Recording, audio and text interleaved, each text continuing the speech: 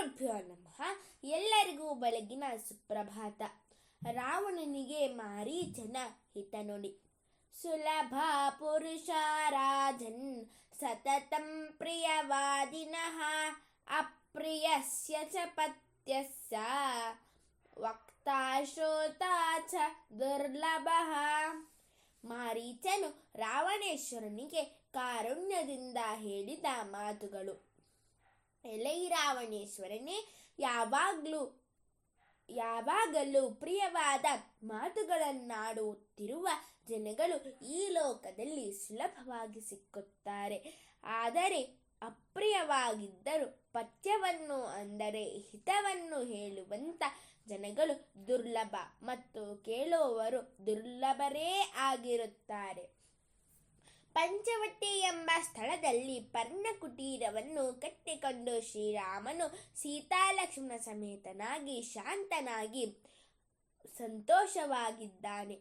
ಅಲ್ಲಿಗೆ ಶೂರ್ಪಣಖಾ ಎಂಬ ರಾಕ್ಷಸಿಯು ಬಂದು ಶ್ರೀರಾಮನ ಮೋಹನ ರೂಪವನ್ನು ಕಂಡು ತನ್ನನ್ನು ಮದುವೆ ಮಾಡಿಕೋ ಎಂದು ಪೀಡಿಸುತ್ತಾಳೆ.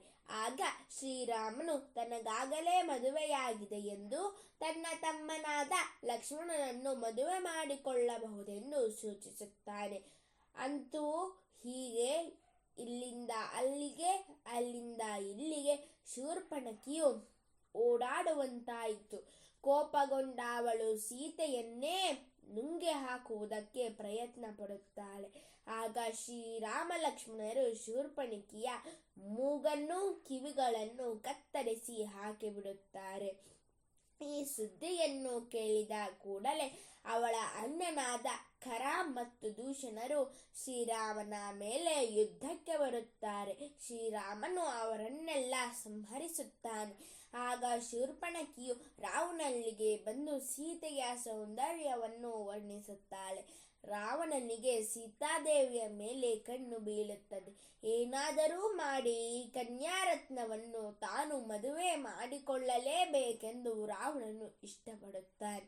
ಬಂಗಾರದ ಮಾಯಾಜಿಂಕೆಯ ರೂಪವನ್ನು ತಾಳಿ ಶ್ರೀರಾಮನಿಗೆ ಮೋಸ ಮಾಡುವಂತೆ ರಾವಣನು ತನ್ನ ಸೋದರ ಮಾವ ಮಾರೀಚನನ್ನು ಬೇಡಿಕೊಳ್ಳುತ್ತಾನೆ. ಆಗ ಮಾರೀಚನು ರಾವಣನಿಗೆ ಹೇಳಿದ ಮಾತುಗಳಿವು. ಶ್ರೀರಾಮನಿಗೆ ದ್ರೋಹ ಮಾಡಿದವರಾರು ಜೀವ ಸಹಿತ ಉಳಿಯಲಾರರು. ಎಚ್ಚರಿಕೆ ಎಂದು ರಾವಣನಿಗೆ ಮಾರೀಚನು ಹೇಳುತ್ತಾನೆ.